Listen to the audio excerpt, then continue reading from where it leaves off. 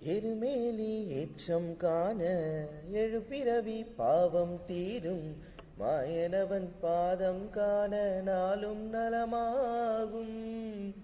எருமேலி ஏற்றம் காண எழுபிறவி பாவம் தீரும் மாயனவன் பாதம் காண நாளும் நலமாகும்.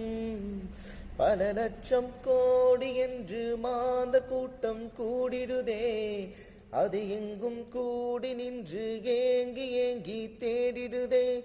அடடா, அந்த மலையில் ஐயன் ஜோதியை காண்பது புனிதம் புனிதம். காடென்ன மேடென்ன கல் என்ன முள் என்ன, காடென்ன மேடென்ன கல் என்ன முள் என்ன, மலையேறி பாவம் தீர்ப்போமே ஐயப்பா.